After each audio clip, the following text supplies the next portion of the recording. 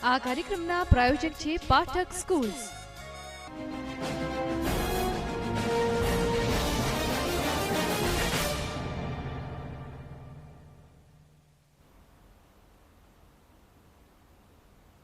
નમસ્કાર, હું Kulin news and વ્યૂઝમાં આપનું સ્વાગત કરું છું। એક તરફ સમગ્ર દેશમાં રૂપિયા 500 અને 1000ના દરની ચલણી નોટ બંધ થતા હાહાકાર મચેલો છે, ત્યારે રાજકોટમાં કોઠારિયા રોડ પર આવેલ SBI બેંકમાં લોકો લાઇનમાં ઊભા રહી નાણાં જમા કરાવવા તથા નાણાં ઉપાડવા માંગતા હતા, પરંતુ બેંકના જવાબદારો દ્વારા શનિવાર હોય 4 વાગ્યે બેંક કામકાજ બંધ થઈ જાય છે તેમ કહી દેવામાં આવતા લોકોમાં ભારે રોષ ભભૂકી ઉઠ્યો હતો। તો આ વિશે વાત કરીશું અને આપના અભિપ્રાય પણ લઈશું, પરંતુ સૌથી પહેલા જોઈએ આ રિપોર્ટ।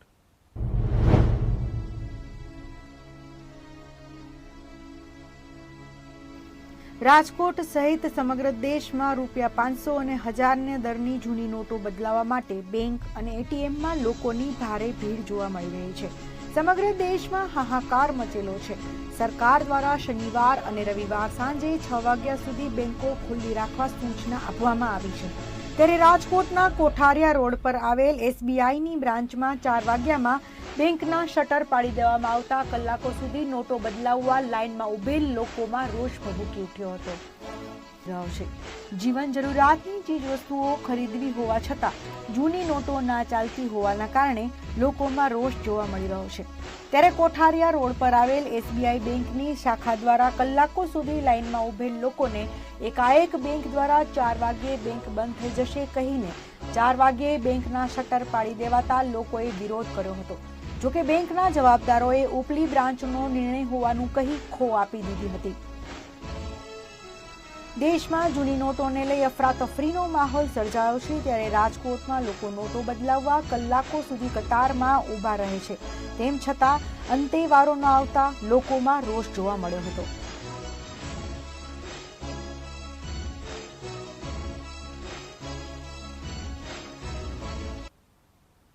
સરકાર દ્વારા શનિવાર અને રવિવારે સાંજે 6 વાગ્યા સુધી બેંકો ખુલ્લી રાખવાની સૂચના આપવામાં આવી છે, છતાં પણ રાજકોટના કોઠારિયા રોડ પર આવેલ SBIની બ્રાન્ચ 4 વાગ્યામાં બંધ કરી દેવામાં આવતા કલાકો સુધી નોટો બદલવા માટે લાઇનમાં ઉભેલા લોકોને હાલાકીનો સામનો કરવો પડ્યો હતો। તો આ વિશે આપ પણ આપના મંતવ્યો જણાવી શકો છો। ન્યૂઝ એન્ડ વ્યૂઝમાં આપ જે ટેલિવિઝન સ્ક્રીન પર નંબર જોઈ રહ્યા છો તેના પર ડાયલ કરો અને જણાવો આપના મંતવ્ય।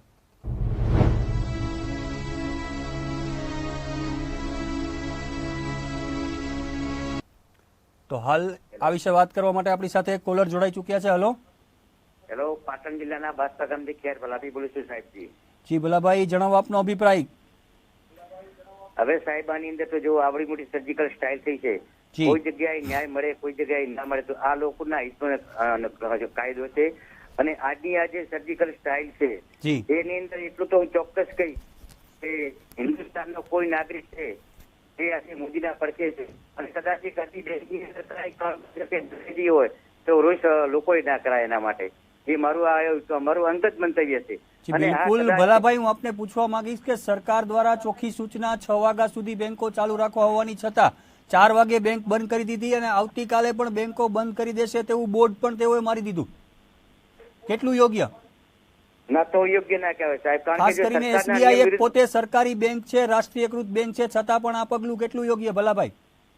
આ પગલું યોગ્ય ના કહેવાય, કારણ કે SBI બેંકો છે અને જો સરકારે જે યોગ્ય પગલું ગણાવ્યું છે તો એને ભલે પણ લેવડ દેવડ ના થઈ શકતી હોય તો બેંક ખુલ્લી રાખવી તે પોતાનો ધર્મ છે અને પોતાનો અધિકાર છે। અને આજની તારીખમાં આખા વિશ્વની અંદર ભારત દેશની અંદર શનિ રવિ પણ બેંકો ચાલુ રાખવાનો સરકારનો પણ આદેશ આપેલો છે।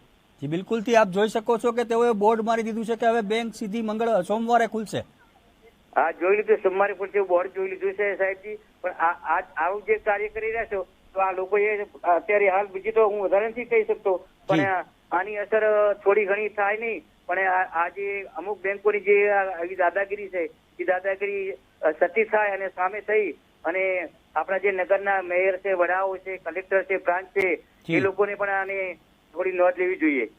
જી બિલકુલ, ખૂબ ખૂબ ધન્યવાદ ભલાભાઈ અમારી સાથે જોડાઈને આપના અભિપ્રાયો।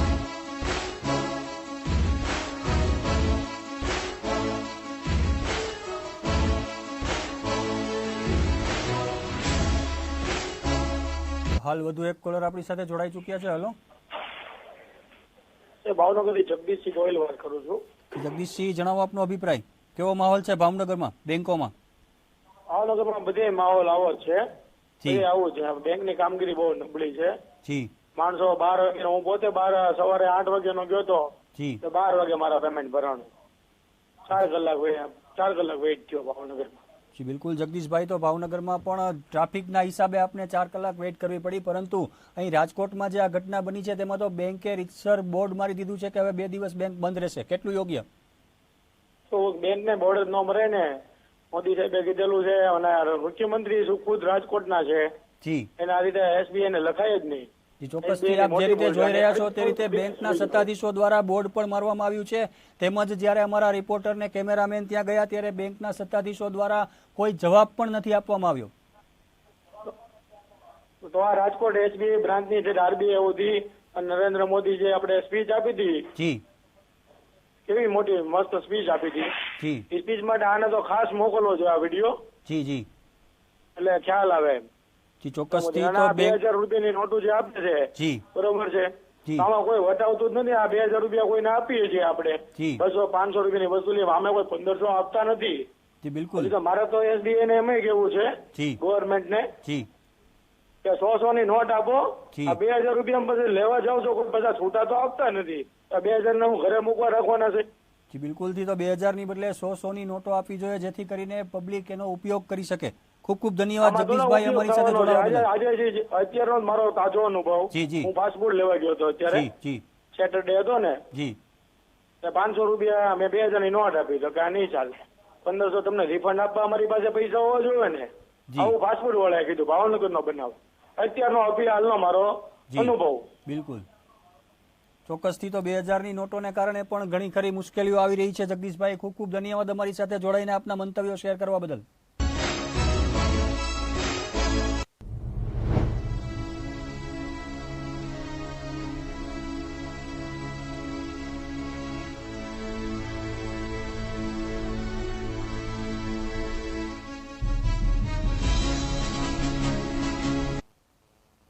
તો ન્યૂઝ એન્ડ વ્યૂઝમાં આજે આપણે વાત કરી રહ્યા હતા નોટો બદલવા જતા લોકોને થતી હાલાકી વિશે. જૂની નોટોને લઈને દેશભરમાં છેલ્લા 2 દિવસ દરમિયાન લોકોને પારાવાર મુશ્કેલીઓનો સામનો કરવો પડી રહ્યો છે તથા જીવન જરૂરિયાતની ચીજ વસ્તુઓની ખરીદીમાં જૂની નોટો ન ચાલતી હોવાને કારણે લોકોમાં વધુ પડતો રોષ ભભૂકી રહ્યો છે. તો ન્યૂઝ એન્ડ વ્યૂઝમાં અત્યારે બસ આટલું જ. વધુ સમાચાર માટે જોતા રહો ગુજરાત ન્યૂઝ. આ કાર્યક્રમના પ્રાયોજક હતા પાઠક સ્કૂલ્સ.